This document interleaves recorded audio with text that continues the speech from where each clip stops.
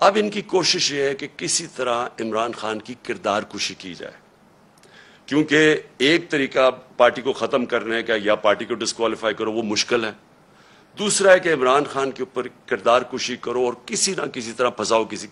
Case میں. اور کردار کشی کے لیے ان کو پتہ ہے کہ کون سے میڈیا ہاؤسز ان کے ساتھ پوری طرح تعاون کریں گے، اور جن کو شک تھا یہ جو ARY کے اوپر انہوں نے ایکشن لیا ہے، مجھے یہ اسی پلان کا حصہ ہے کہ کوئی چینل جو میرا موقف رکھے گی اس کو بند کر دو، یوٹیوبرز جو میرا موقف رکھیں گے ان کے منہ بند کر دو،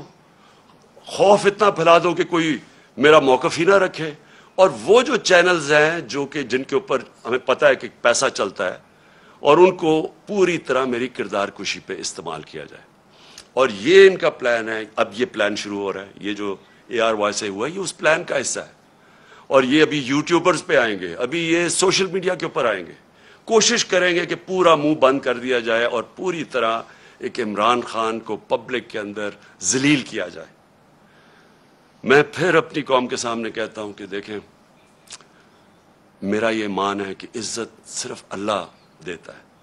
اور اللہ کی اجازت کے بغیر کوئی کسی کو ذلیل نہیں کر سکتا.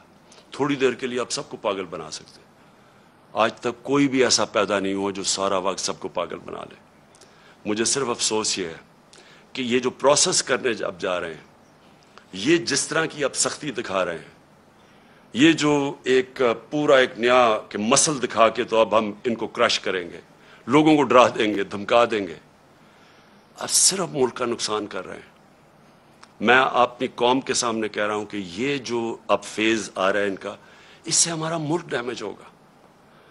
ملک کا سوچنا چاہیے.